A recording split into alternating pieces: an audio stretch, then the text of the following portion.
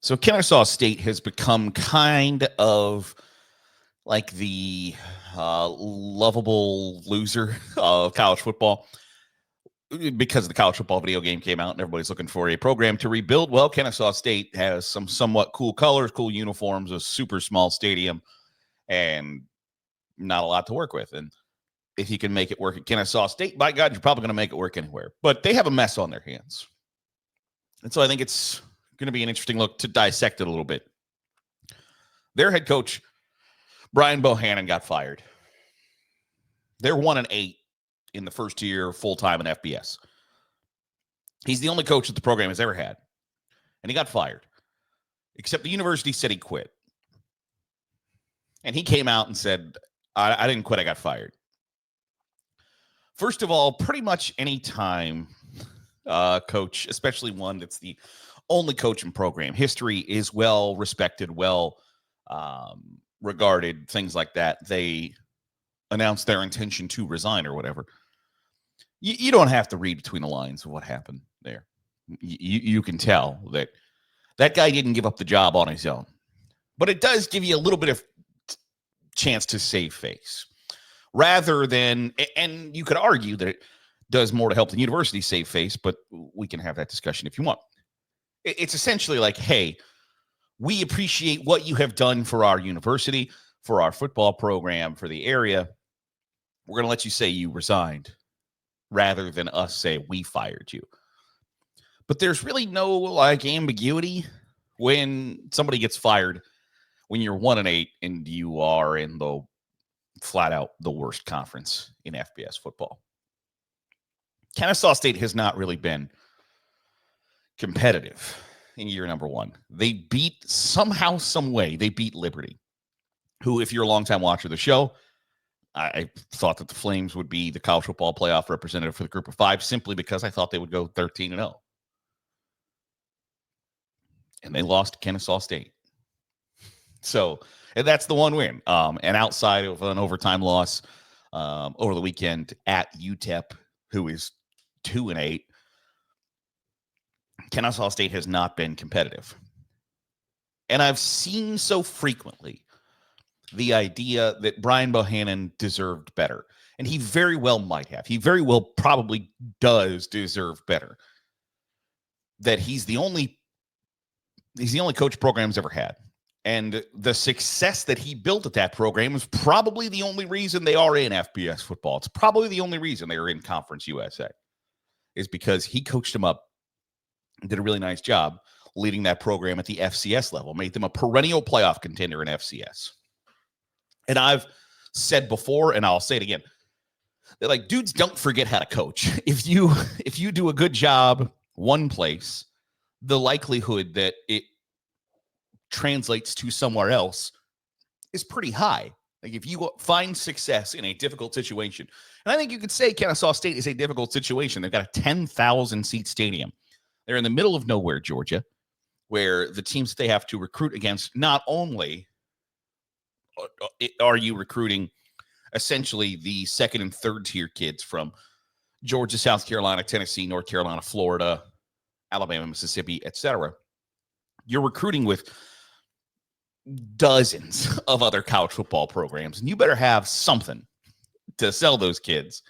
Otherwise, you're not going to win those battles.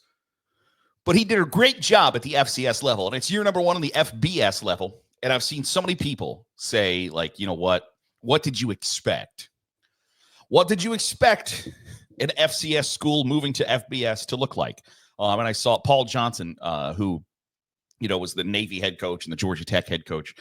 Brian Bohannon worked under him and said, like, they don't have any NIL money. They don't have any facilities. They don't have anything cool, interesting, tangible. It's not in a big city. Academically, it's a lower tier state school. What do you have to sell? They don't have a lot to sell. So it's a difficult transition. It's going to be a difficult place to win. And the only reason that they're in FBS is because Brian Bohannon did a great job. And while all of that might be true, I do think there's one kind of important piece to point out. And it's that Like, they didn't find out in July that they were moving to FBS and have to slap together a roster to compete at this level. They've known for a couple of years that, like, they are moving to FBS. They are moving to Conference USA. And really, they've kind of had a leg up on the FCS recruiting battles with, like, hey, these schools are going to be beneath us. They're going to be below us. We're a step above them. We are going to be playing in FBS. We are going to be playing in the same level as Alabama and Notre Dame and Texas and Oklahoma and Ohio State and Michigan and LSU and Florida, USC, where you're going to be playing in the same level as Furman and the Citadel and Mercer and Western Illinois. So I do think that's an important distinction to make, is that it wasn't sprung on them, that they've had time to prepare to get to the FBS level. And so, like, I saw somebody make the argument of, like, it's not him, it's the players. Whose job do you think it is to get and pick the players? Is Kennesaw State fighting with one hand tied behind their back? Absolutely. 100%. Are they ever going to have the resources that even other schools in Conference USA have? It might be a while. And that might be the downside of your success, is that you performed so well at the FCS level that it was going to be just a matter of time until you move to the FBS level.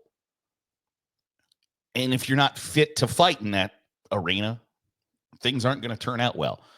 But the idea that they have somehow, like, super bungled this, I don't know is fair, because the AD came out with a statement today and said, like, hey, listen, I told the football coach, we're going to fire you.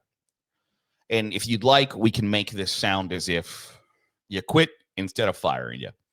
And the AD said, I thought when we left that meeting that we had agreed that we'd make it sound like he quit instead of we fired him. And then the coach goes out and is like, well, I didn't quit. They fired me. First of all, like, yeah, bro, we know that. We know. You're 1-8. We know that they fired you. Because he's not an old dude by any stretch of imagination. If he was a 75-year-old dude that's announcing his resignation, yeah, we would know. Like, okay, that's probably it. When you're 1-8 in the worst conference, nobody expects that, like, you didn't not get fired. Everybody knows you got fired. You don't need to come out and say. So it makes the whole situation, because immediately the reaction becomes like, well, good luck hiring a new coach when that's how you treated the old guy. Newsflash, buddy. There are a lot of coaches with a lot of egos in college football that all think, well, I could win at Kennesaw State. I can figure out a way to be successful there. Other people can't do it, but I can do it. And it's the same thing at Kent State and Purdue and at Vanderbilt and at Texas A&M or Texas Tech and all of these other places where it's difficult to be successful. The fact that it's difficult to be successful doesn't dissuade everybody. The fact that the AD might have bungled this situation, might have screwed this up completely to make the school, the football program, the athletic director, and the football coach all look bad simultaneously, doesn't mean that somebody's not going to take that job and say, I can be the guy to lead us to the promised land. That's number one. But then that's always the immediate reaction. The immediate reaction is never like, oh, well, the guy who got fired might struggle to get another job because, one, he got fired, but then two, the way he handled getting fired wasn't necessarily great. Because when you come out and throw the school, the administration, the athletic department, the athletic director under the bus after you get fired, like, one, I appreciate it because give me something to talk about today. But then also, like, you told the truth. You said how you felt. But at the same time, if you're an athletic director, do you want to hire somebody that you know now has a history of kind of making you look like a dipshit after you fired him? Probably not. So it's a two-way street. I don't know that there are any winners in the scenario. I don't know that anybody comes off looking great. And those are the ones that's like, oh, man, because it's fun to defend somebody. It's fun to say. It's easy to say, This is right. This is wrong. How do you not see that? But both sides here, I think, are like, that ain't great. Does 1-8 and knowing that you're coming to the FBS for a couple of years deserve for you to be fired? You can certainly argue that. Does being the only leader this program has ever known, and the only reason they were in FBS football, does that deserve you? Does that earn you an extra year? Probably. But that's not what happened in either case. So I don't think anybody looks great here. But the idea that this is somehow going to cause candidates to not want to consider Kennesaw State, that ain't happening. Want to know your thoughts? Hit us up in the comments down below. You think like the only reason somebody gets to an FBS level should get an extra year? Or is 1-8 enough to get you fired? Let me know. Love to have that conversation with you. That'll do it for today's episode of the Daily Huddle. Appreciate you making us a part of your day, however it is, wherever it is you're doing so. If you're watching on YouTube, hit the subscribe button. Make sure you're getting all the great college football content we're pumping out. If you want to listen on the podcast feed, drop a 5-star review. It goes a long way in helping out the channel. I'll see you tomorrow for another episode of the Daily Huddle.